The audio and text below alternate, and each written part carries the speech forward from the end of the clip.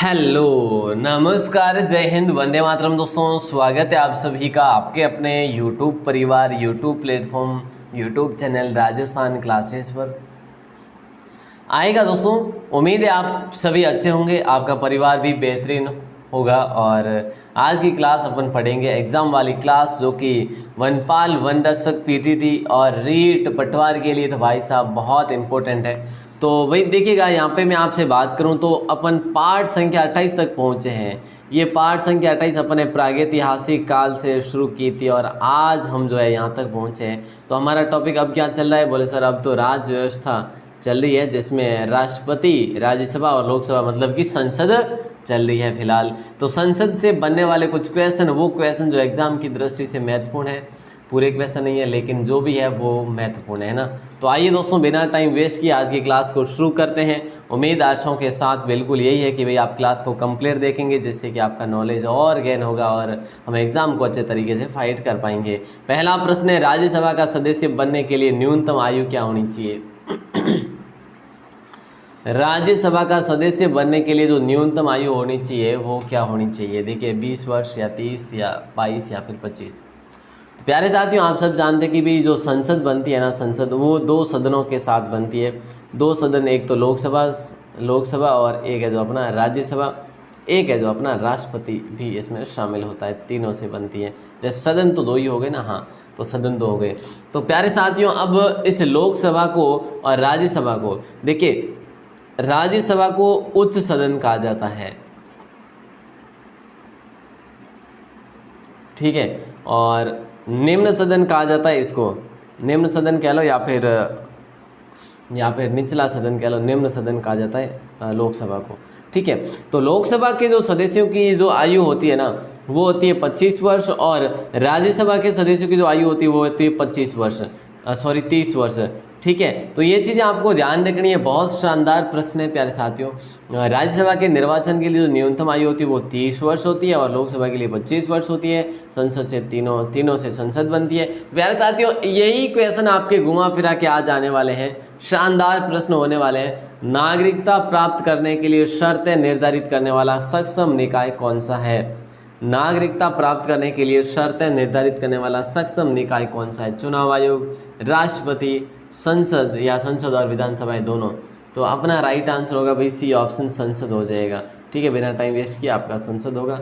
अगर बात करें संसद जो है ना हो रहा है ना, तो ये किस आधार पे? आर्टिकल 11 के अनुसार जो है संसद नागरिकता प्राप्त करने के अधिकार का जो है अपन क्या करें, उसको विनियमन करती है। अगला प्रश्न आपकी स्क्रीन पे, भारतीय संघ में नए राज्य की स्वीकृति कौन देता है? भारतीय संघ में नए राज्य की स्वीकृति कौन देता है, ये आपको बताना है। भारत में नया राज्य बनाना हो तो उसकी स्वीकृति राष्ट्रपति या उच्चतम न्यायालय या प्रधानमंत्री या फिर संसद।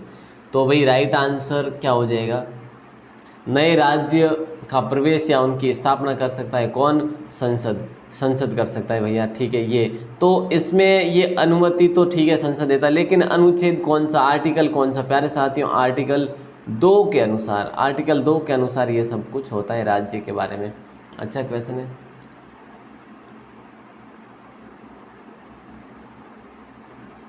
देखिए यहाँ पे भी दो चीज़ें हैं। एक तो आर्टिकल 2 के अनुसार तो क्या होता है? आर्टिकल 2 के अनुसार तो मतलब किसी राज्य की स्थापना या फिर प्रवेश करना नए राज्य की, ठीक है। और आर्टिकल 3 के अनुसार होता है कि राज्य का निर्माण करने का अधिकार संसद को प्राप्त है, ठीक है। वो अनुच्छेद 3 के अनुसार है, ठीक है सर। आगे बढ़ते हैं।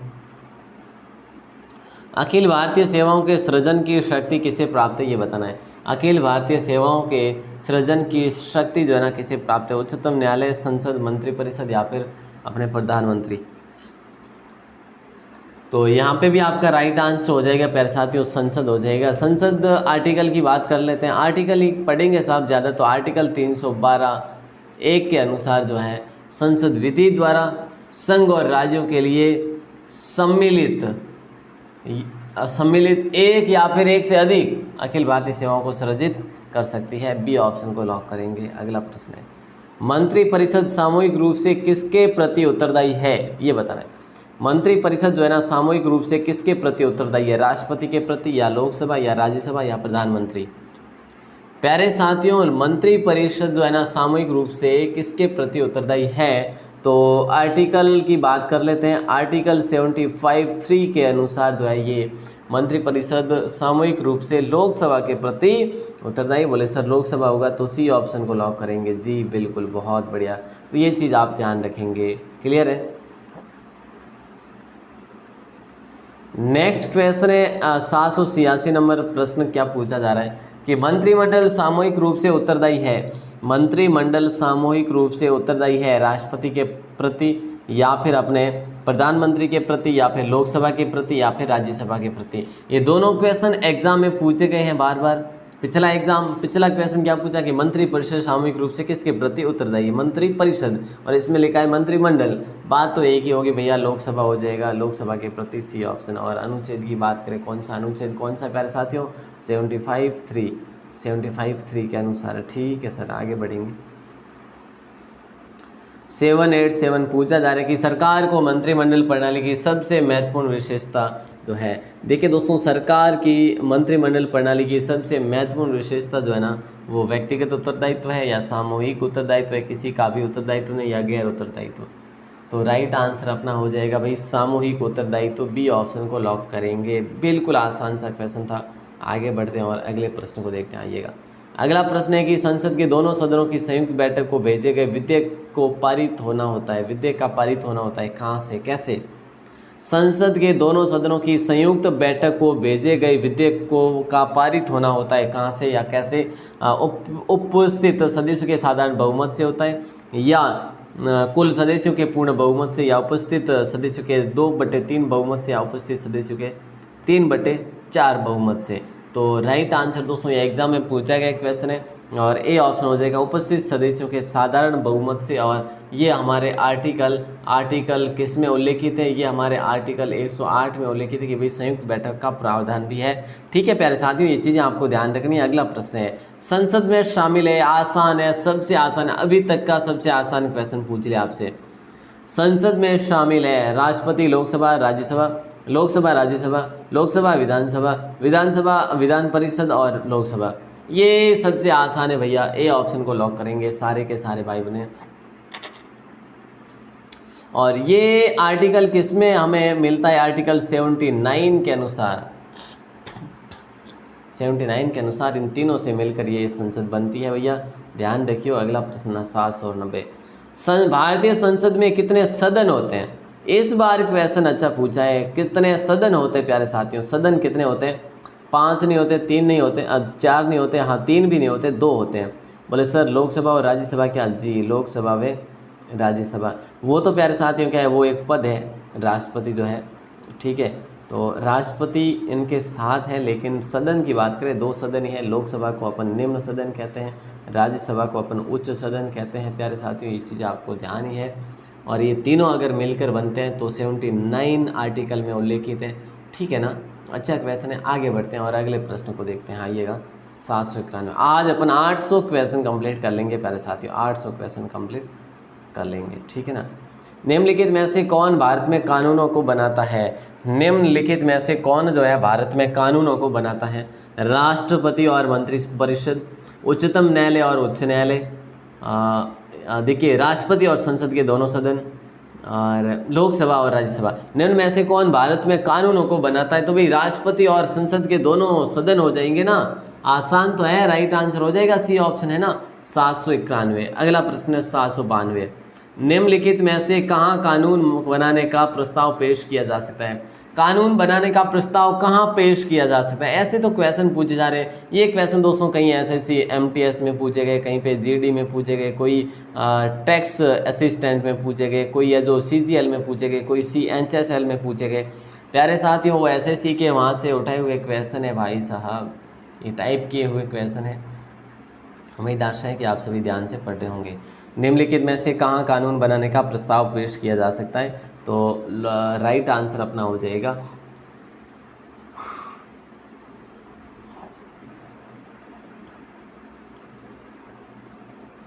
लोकसभा और राज्यसभा दोनों से, है ना। तो सी ऑप्शन को लॉक करेंगे। क्लियर है?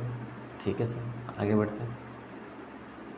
नंबर 793 क्या पूछा जा रहा था कि विधानमंडल का प्रमुख कर्तव्य क्या होता है। विधानमंडल का प्रमुख जो कर्तव्य होता है ना वो क्या होता है, केंद्रीय प्रशासन होता है, या नियमों को अधिनियमित करना होता है, या फिर न्यायिक मामलों को कार्यान्वित करना होता है, या फिर कानूनों को कार्यान्वित करना होता है।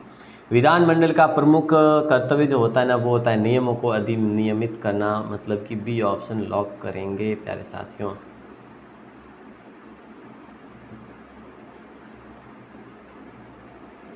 संसदीय शब्दावली में समापन से क्या आशय है। संसदीय शब्दावली में समापन से क्या आशय है। संसद के सत्र का अंत, किसी प्रस्ताव की चर्चा पर रोक, दैनंदिनी कार्यवाही का अंत, या इनमें से। संसदीय शब्दावली में समापन का अर्थ होता है संसद के सत्र का अंत होना होता है। ए ऑप्शन को लॉक करेंगे प्यारे साथियों हम सभी मिलके, ठीक है ना। अच्छा क्वेश्चन है ये, लॉक कर देना। ऐसे क्वेश्चन भी एग्जाम में पूछा जाता है और हम ऐसे मतलब कि नॉर्मल जानकारी से रह जाते हैं प्यारे साथियों। 795 नंबर क्वेश्चन आपकी स्क्रीन पे है कि भाई निम्न में से कौन विधायकों सत्र को विधायकीय सत्र को स्थगित करने को अधिसूचना जारी करता है। सॉरी,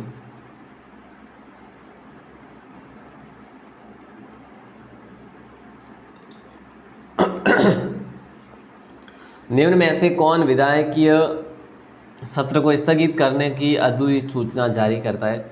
सभापति, अध्यक्ष, राष्ट्रपति या प्रधानमंत्री। तो यहाँ पे अपना राइट आंसर होगा राष्ट्रपति हो जाएगा। सी ऑप्शन को लॉक करेंगे प्यारे साथियों, ठीक है।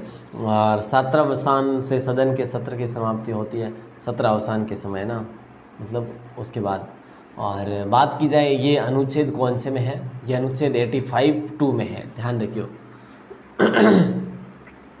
लोकसभा में किसी विधेयक को धन विधेयक के रूप में प्रमाणित कौन करता है। यहाँ पे धन है साहब, है ना, दान एक ही बात है वैसे, लेकिन धन पढ़ना है आपको। लोकसभा में किसी विधेयक को धन विधेयक के रूप में प्रमाणित कौन करता है। राष्ट्रपति, वित्त मंत्री, प्रधानमंत्री या अध्यक्ष। तो सही जवाब अपना यहाँ पे हो जाएगा अध्यक्ष। डी ऑप्शन को लॉक करेंगे। कौन सा अध्यक्ष, लोकसभा का अध्यक्ष, लोकसभा का अध्यक्ष, ठीक है। अब आप कहेंगे सर ये अनुच्छेद कौन से में, तो भैया अनुच्छेद देखिए 110(a) है, ठीक है, सॉरी 110(3) है, 110(3) और 110(4) में, ये इस दोनों में उल्लेखित है। ये मतलब कि लोकसभा में किसी विधेयक को धन विधेयक के रूप में प्रमाणित करने का अधिकार केवल और केवल लोकसभा अध्यक्ष को प्राप्त होता है, और ये अनुच्छेद दोनों में है। अनुच्छेद तो एक ही है लेकिन आगे के भाग हो जाएंगे। 797 क्वेश्चन क्या पूछा जा रहा है, केंद्रीय विधानमंडल का अध्यक्ष बनने वाले पहले भारतीय कौन थे। केंद्रीय विधानमंडल का अध्यक्ष बनने वाला पहला भारतीय कौन था। सच्चिदानंद सिन्हा, विठल भाई पटेल, डॉक्टर राजेंद्र प्रसाद, जीवी मावलंकर। प्यारे साथियों, केंद्रीय विधानमंडल का अध्यक्ष बनने वाले पहला जो भारतीय था वो था विठल भाई पटेल, ठीक है। जो कोई भाई बहन जीवी मावलंकर कर रहे हैं तो भैया ये तो लोकसभा के अध्यक्ष रहे थे, लोकसभा के पहले अध्यक्ष रहे थे। अपने राजस्थान के पहले विधानसभा के अध्यक्ष कौन रहे थे प्यारे साथियों, नरोत्तम लाल जोशी रहे थे, नरोत्तम लाल जोशी, ठीक है ना, ध्यान रखियो। राजेंद्र प्रसाद तो आप सभी को पता है, ये पहले स्थायी रूप से दोस्तों अध्यक्ष बने थे संविधान सभा के, ठीक है। और यही पहले राष्ट्रपति बने थे डॉक्टर राजेंद्र प्रसाद। तो अपना राइट आंसर यहाँ पर हो जाएगा सी ऑप्शन, विठल भाई पटेल। अब विठल भाई पटेल के बारे में बात करते हैं। तो विधान मंडल के अध्यक्ष बनने वाले सर्वप्रथम जो भारतीय थे वो विठल भाई थे और 1925 में बने थे। विधायिका को किस प्रकार की सरकार में कार्यपालिका से अधिक प्राथमिकता मिलती है। विधायिका को किस प्रकार की सरकार में कार्यपालिका से अधिक प्राथमिकता मिलती है। संसदीय सरकार, संघीय सरकार, राष्ट्रपति सरकार या अधिकारवादी सरकार। तो प्यारे साथियों, यहाँ पर अपना राइट आंसर होगा संसदीय सरकार। ए ऑप्शन को लॉक करेंगे। ये आसान सा क्वेश्चन है, अच्छा क्वेश्चन है, लेवल का क्वेश्चन है।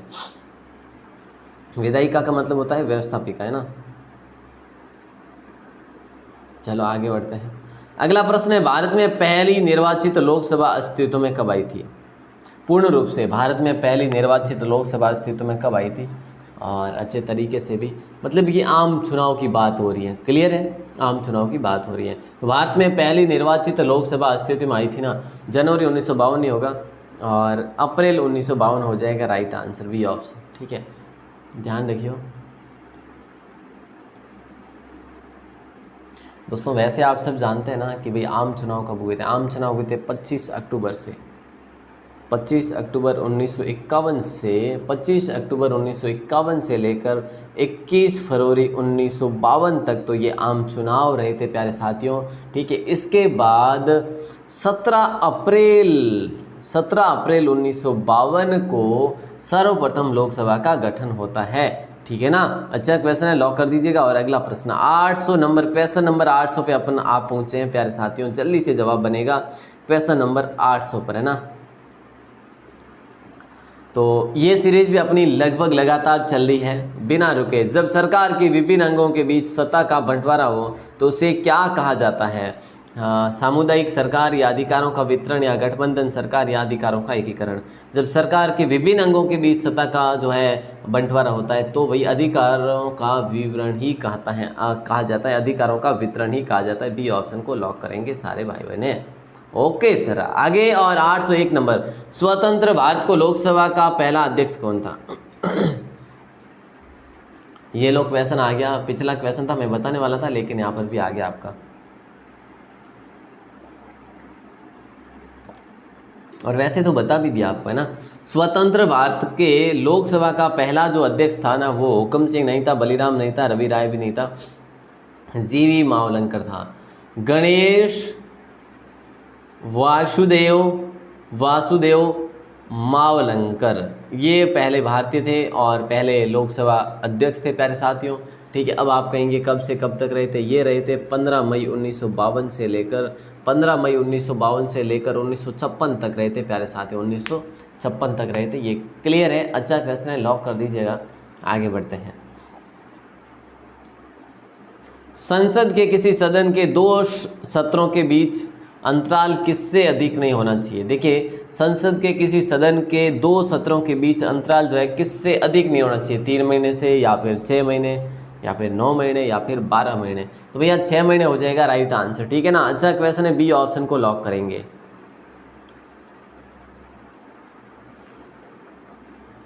803 में क्या पूछा जा रहा है प्यारे साथियों? जल्दी से, निम्न में से कौन सा संसद से संबंधित नहीं है?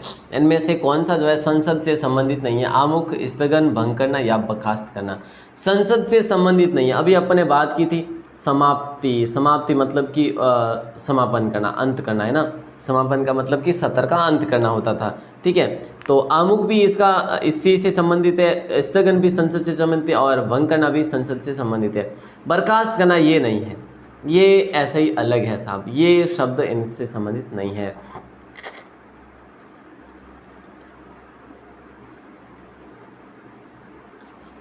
आठ सौ 4 नंबर क्वेश्चन है, यदि संसद किसी विशिष्ट उद्देश्य के लिए कोई समिति नियुक्त करते हैं तो उसे क्या कहते हैं?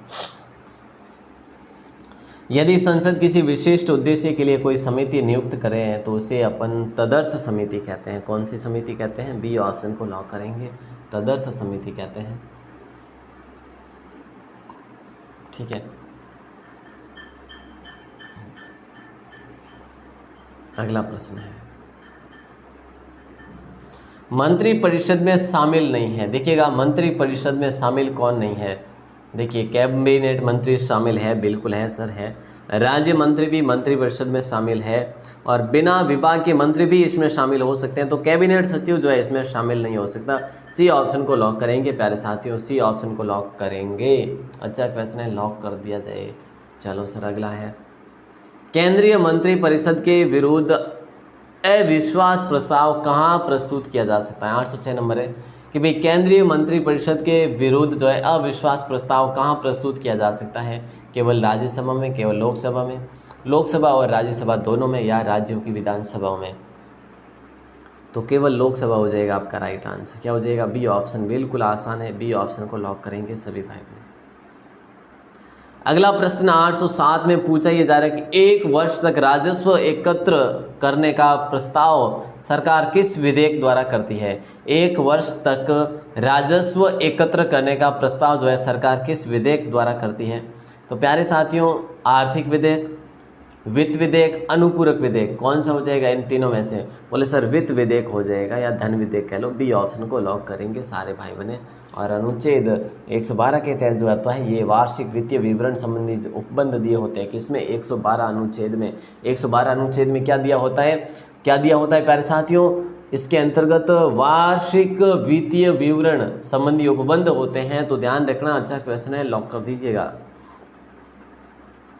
808 नंबर क्वेश्चन आपकी स्क्रीन पे। राइट आंसर क्या हो जाएगा। भारत के संविधान को कौन सी अनुसूची राज्यसभा में सीटों के बंटवारों का निर्धारण करता है। भारतीय संविधान की कौन सी जो है अनुसूची जो है ये राज्यसभा में सीटों के बंटवारे का निर्धारण करती है। राइट आंसर क्या हो जाएगा, तीसरी, चौथी, पांचवी, छठवीं। तो प्यारे साथियों राइट आंसर अपना हो जाएगा बी ऑप्शन, चौथी अनुसूची हो जाएगा, बी ऑप्शन है ना। अगला प्रश्न है, किस सदन में अध्यक्ष उस सदन का सदस्य नहीं होता।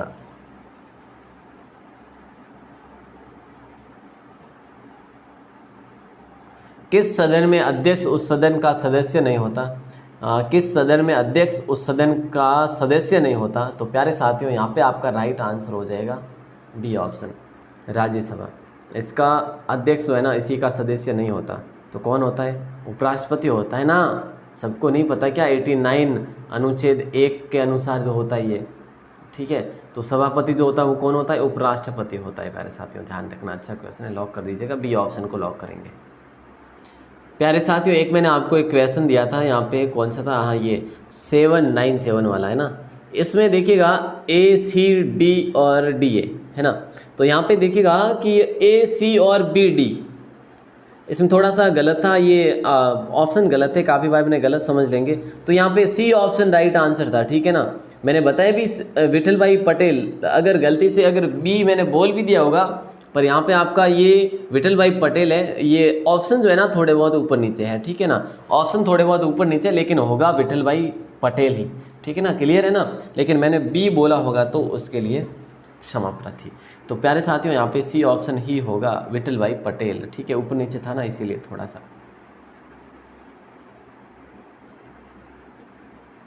ये हो गया अपना, ये भी हो गया अपना 809। 810 से राज्यसभा का सभापति कौन होता है। प्यारे साथियों कितना आसान है, राज्यसभा का जो सभापति होता है वो कौन होता है। अभी अभी मैंने आपसे बात कर ली, 89 एक है ना। इस अनुच्छेद के अनुसार जो है क्या है, राज्यसभा का सभापति भारत का उपराष्ट्रपति ही होता है, ठीक है। इसका सभापति कौन होता है, भारत का उपराष्ट्रपति होता है, सदस्य इसका नहीं होता है, ठीक है ना। ध्यान रखियो, पदेन सभापति यही होता है बस। अब आपसे मैं प्रश्न कर लेता हूँ कि सबसे पहले ये कौन थे, सबसे पहले राज्यसभा के सभापति कौन थे प्यारे साथियों, कौन थे, कौन बताएंगे। बोलेंगे सर ये तो जो थे ये अपने थे सर्वपल्ली राधाकृष्णन, सर्वपल्ली राधाकृष्णन, डॉक्टर एस राधाकृष्णन कह लो, ठीक है।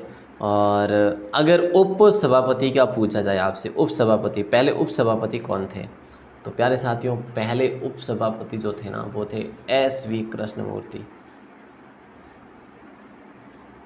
एस है और वी कृष्णमूर्ति, ठीक है, जो कि 1952 से 56 रहे थे और 56 से 62 तक भी रहे थे। तो 810 तक ये थे। और लास्ट क्वेश्चन आपको दे रहा हूँ मैं, भारतीय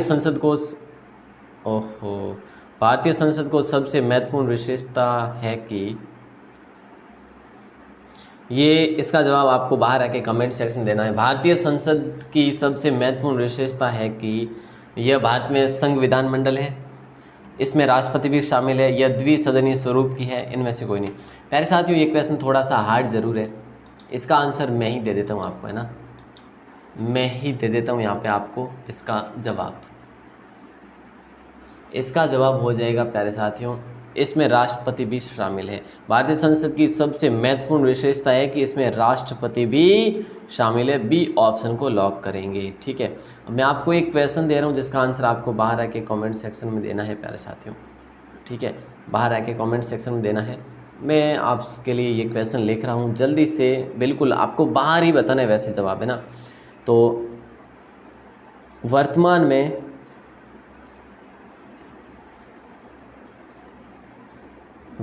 में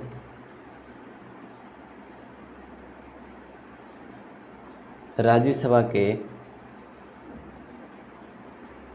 पदेन सभापति कौन है?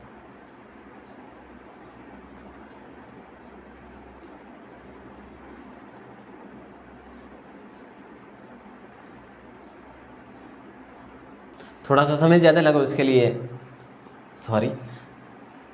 आप सभी जान सकते हैं कि भी क्या दिक्कत है। तो वर्तमान में राज्यसभा के जो पदेन सभापति है ना, वो कौन है, इसका आंसर आपको बाहर आके कमेंट सेक्शन में बताना है। वैसे कौन है, क्या है, कब बने, ये भी आप बताना चाहे तो बता सकते हैं। इसके बारे में जो विवरण में जितना भी बताना चाहो तो चलिए दोस्तों, आप सभी का बहुत बहुत आभार। अपना स्नेह और विश्वास और आशीर्वाद बना रहे, दुआएं बनी रहे, ऐसे अपनी क्लासेस रेगुलर चलती रहे आप लोगों की दुआओं से। और आप सभी का स्नेहपूर्वक, प्रेमपूर्वक बहुत बहुत धन्यवाद, बहुत बहुत आभार।